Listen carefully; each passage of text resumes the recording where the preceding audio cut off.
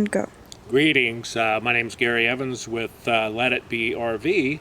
This is an instructional video because a lot of people have been asking about my solar install and they've been wanting to come and see it, but a lot of times it's hard to get people to come up to Pacific Northwest to see what I got. So we're going to shoot a video for two purposes. One is for my education, so I can refer to it, and also for your education, or for basically understanding what we did with our 24-volt system as it ties in both to our house battery, our solar system, and our general system when we're plugged in. So hopefully you enjoy the video. It's going to be for about 10-15 minutes, so thank you. Yes, I wanted to have Josh explain the three systems that we had to address when setting up this solar system, because essentially what I was trying to do is to live off grid to be able to charge all of the things I needed to charge when I needed to charge them. So Josh, would you explain to us the three systems that we had to set up? Sure, I will. There's three systems to this unit. They're all kind of integrated within each other. The first one is the original carriage with the single carriage battery, which is a 12 volt, and you got a fuse box, you have a breaker box, and that is where everything happens within the carriage that's already pre-existing, like the overhead lights and the fan in the back, and those sort of systems, the hood range with the fan and all that. So really he wanted something a lot more, something that he can sustain off grid all the time, and that just wasn't going to do it, and we didn't really have any storage for much batteries or anything like that. So we built this box here, and you can see here we got 4 gel batteries, 155 amps. They're wired in series parallel connection here. We have these big battery blocks, terminal blocks, that everything is kind of junctioning at right there. We do have over here we have a master shut-off switch there, and back here we have a fuse rated to blow if anything was to short circuit or anything like that. Come back over here, we have basically the batteries are running to the inverter here. What is the inverter, Josh? It's a 24 volt inverter. It'll spike, it's 2,000 nominal watts, but it will spike it like up to 6,000. So if you had a rotary motor or something like that you had to start, it'll do it pretty much. It's a pretty good unit, I think. It does have a battery charger itself for the batteries, which we do use when we're plugged into shore power.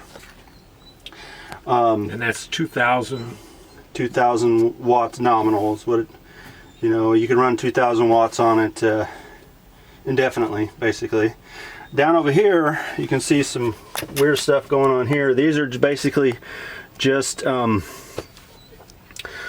little converters that one of them is running the refrigerator right here. This guy, you can tune it in to what voltage is good for the refrigerator, because the solar system could spike. Each one of those panels is 17 volts, so I was afraid that it could be a little bit too much over voltage for the refrigerator, because in the manual the refrigerator was very specific about the voltage requirements. So and we ran this guy for that. The refrigerator is 24 volts only, not propane. Yes, it's 24 volts only. That's a little, we could show them that real quick. It's just a little, what was it, the CR65? Yeah, CR65 Dometic. Dometic, CR65, that is running great, I guess. And just to let you know, we didn't do this willy-nilly. We took us a year of research, YouTube. We ordered some wrong things sometimes, and some things didn't work, and we had to, go back and rethink everything. So having this system run the refrigerator was my number one. I wasn't concerned about an air conditioner, but that was my number one thing, is to be able to run the refrigerator. Yeah, so I'm calling this section here like the second system in the RV right now, and it basically takes this capacity of battery, 24 volts, and in here it is converted into 110 house power, and that's over here on this side. You can see where it's plugged in there, and basically you want to pan up here, it runs to all these plug-ins. This is kind of like the power, this is like the command center for the whole solar system. You got your charge controller here, we'll talk about in a minute, but this is your inverter control panel, and this is for the Winegard Wi-Fi antenna. Yeah. But if you want to go back down here, focus on this here. This is the transfer switch, and what these wires do is it takes the place. What it does is it incorporates the 12 volt system of the carriage to the 24 volt system through the inverter. Basically reroutes the shore power so that this inverter will charge the batteries at a high rate, whatever rate you want. You can set it right here. But then it also supplies power.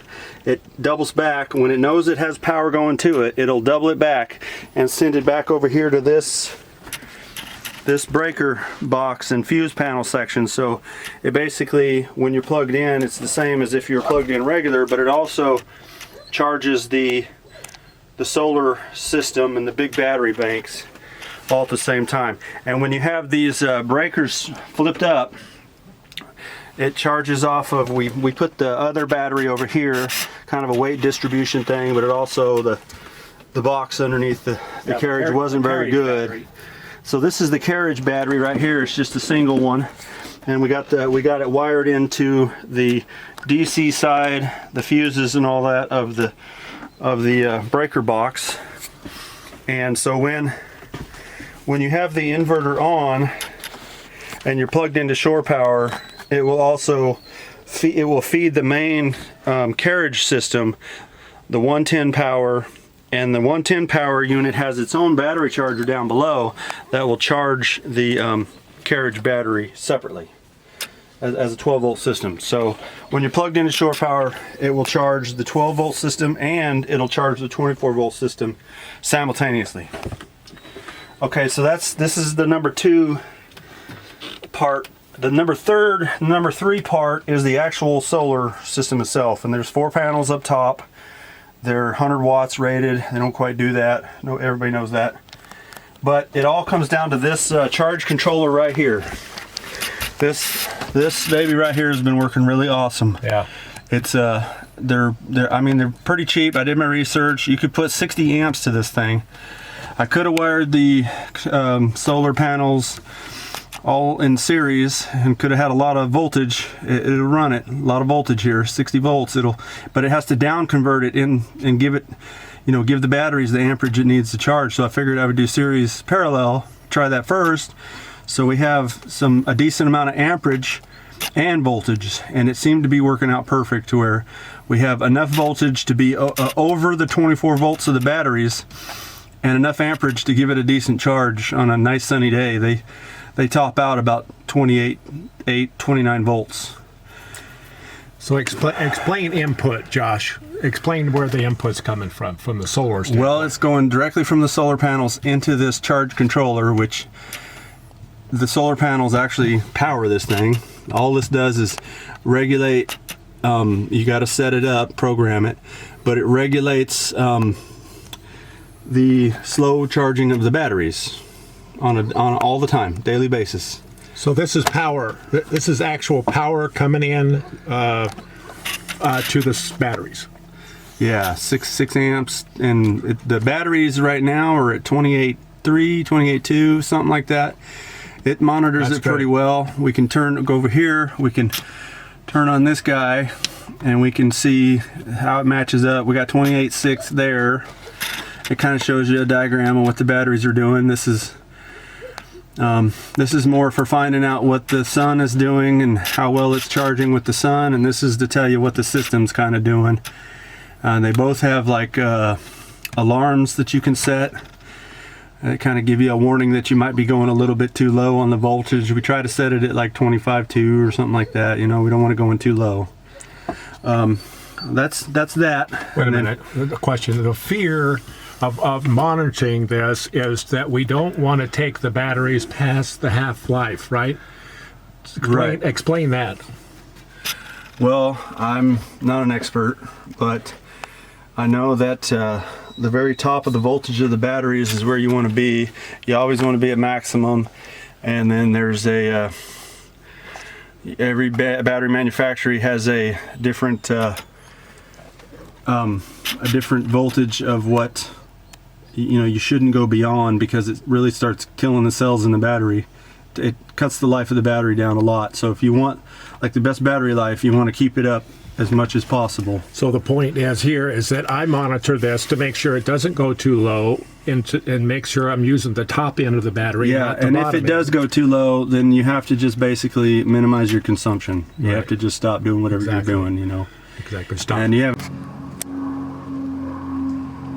Okay, so up here on the roof we have 4 Renogy panels, 100 watts each, approximately 17 volts, wired in series parallel connection. That way you have a good balance of voltage and amperage. We just ran everything to this, just bought a little junction box and plated over the vent that was there, and just if we need to go down into the cab, we can just drill another hole and put another watertight connector on it. But that's basically the roof of the solar system. All right, so I wanted to elaborate on the solar panels coming in a little bit. We got your red lines here. We got breakers that you can just trip manually in case you had to work on this system, because if you undid the master, you still would have power here to the batteries. At least you would have some live here, and then this has capacitors in it, so it could be pretty still active.